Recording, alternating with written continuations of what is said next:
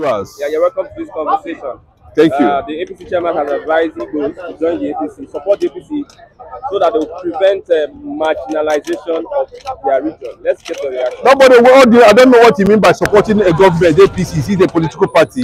APC has never been a political party. APC is all people, criminals. Criminals that come up together to form what they call a group of uncharitable human beings, people who has lost the elementary indices of humanity. That is what APC represents. So telling people like the Biafrans to come and join that kind of political party is not something to write. It's not a welcome development at all. And how dare Gaduje that we know that Gaduje is a personality of questionable character. We know what happened during his tenure. How he was able to, pad all his pockets, with dollars. That's why they call it Gandola. So such things should not come from such person who has already a questionable character. That is not acceptable. If we want to talk about a political party, not even PDP, Nigerians are already discouraged. Nigerians are no longer comfortable with these political parties, especially APC and PDP. So anybody that is talking about particular people should join APC, that person is wasting his time.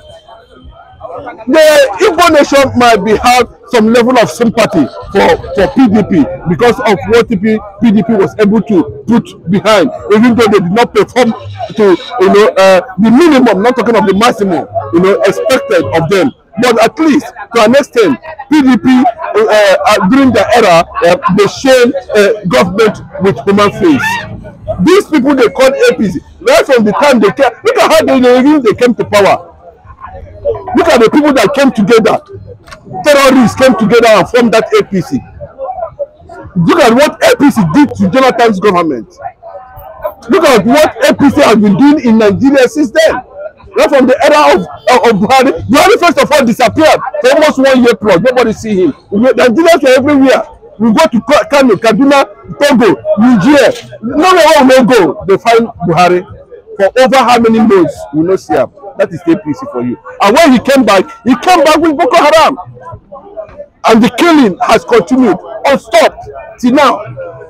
The economy is zero. Nothing is working under APC. So who is talking about? So what Gaduje wants to do is to lure Igbos to death. Lure Igbos to something that does not work. Destroy the Igbo economy. Destroy the Igbo political structure. That's what he wants to achieve. It's a plan. It's a northern plan spearheaded by Gaduje to bring APC to the east, so that at the end of the day, the remaining thing that we're supposed to give the Igbo nation lifeline politically will be as dead as anything you can think of. So nobody's going to accept that. The understanding now is this: anywhere Obi goes, that is where Nigerians are going. There's no two ways about it.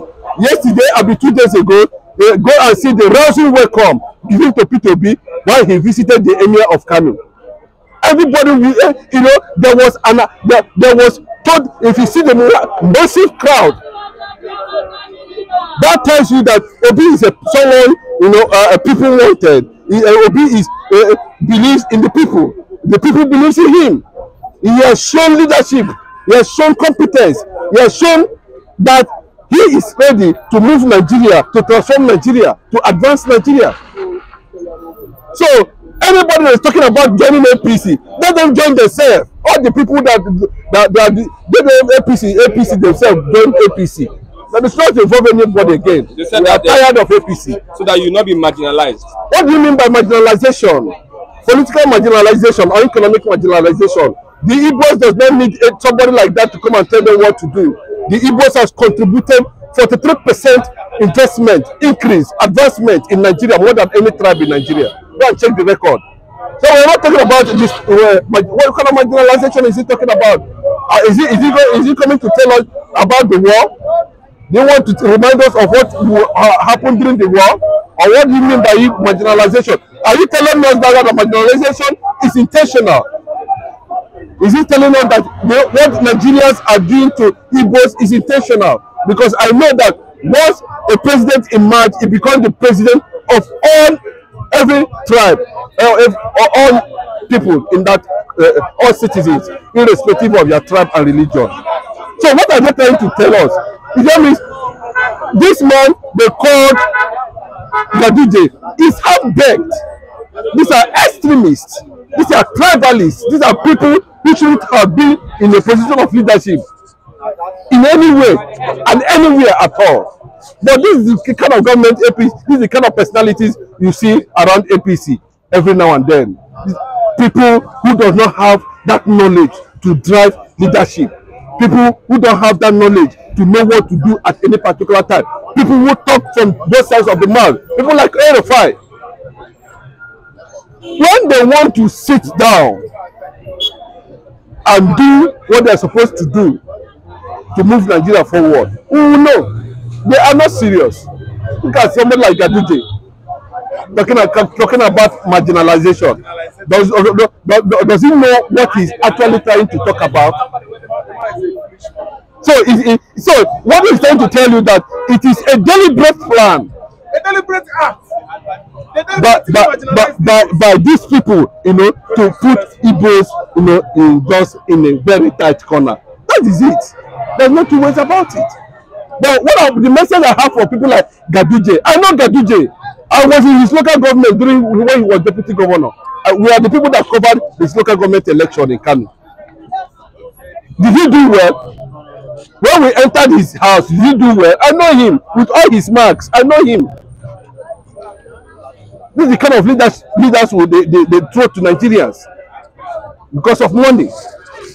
Okay, Ohanese has advised Samuel Ekpa and other Biafra agitators to emulate the struggle of Sunday Igboho, Gani Adams, Tom Polo, and Atari Dokubo, who are fighting for their nationalities in Nigeria.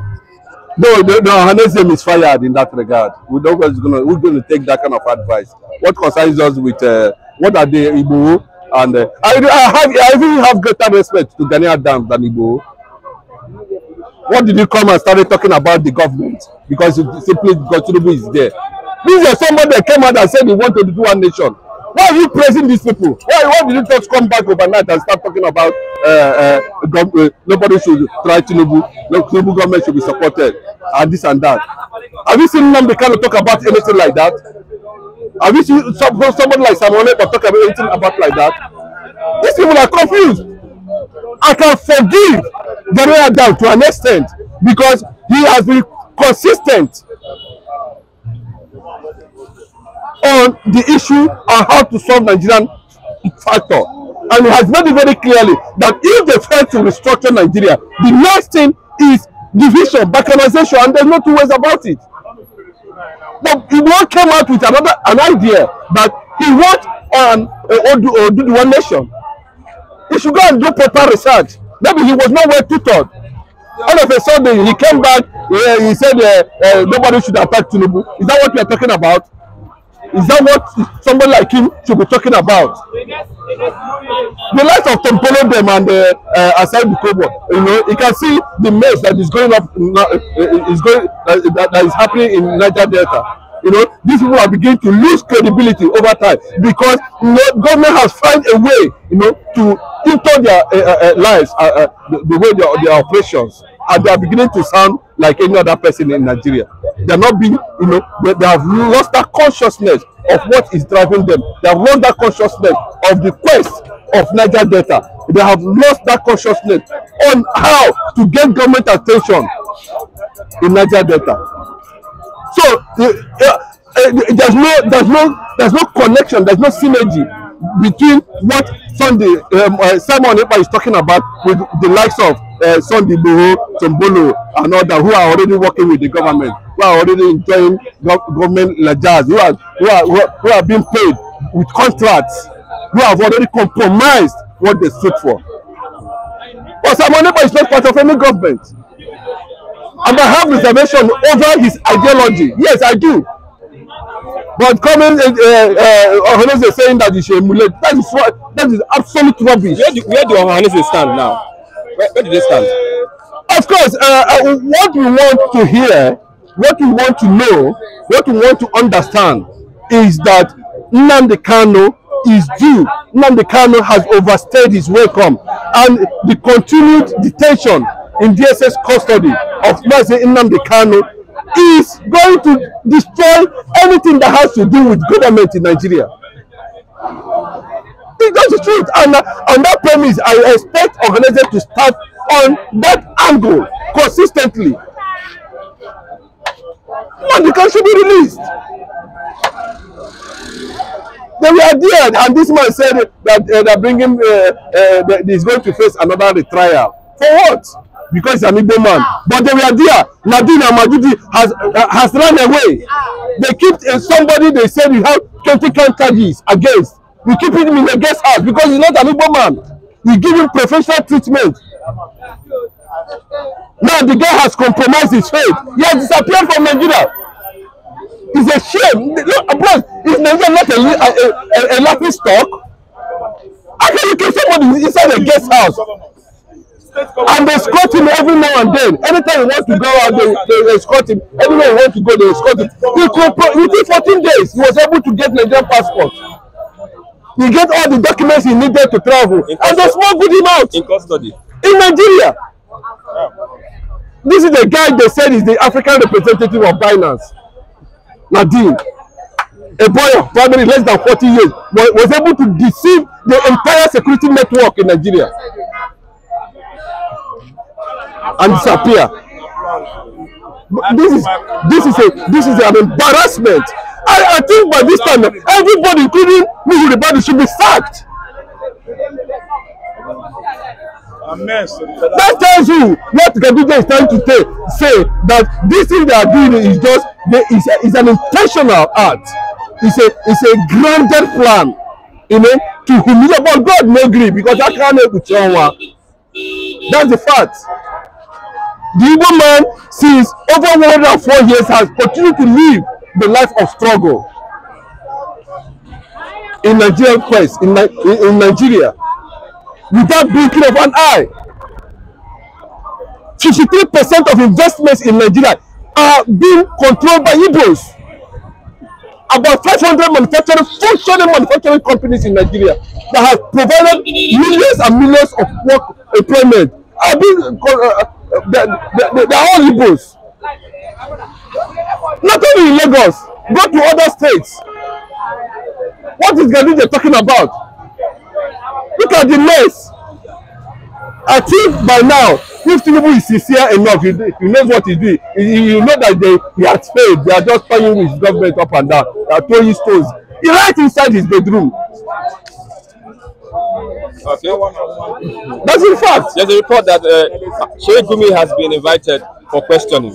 My brother, let's see, Nigerians are getting tired. We need a fresh party. We need a fresh people. We need to see young men in Aso Rock. We need to see intellectuals, technocrats, people who have been exposed to the international world, to take over. Not this June 12 elements. Don't need these 12 elements. They are just disgracing Nigeria. How can the Binance chief escape?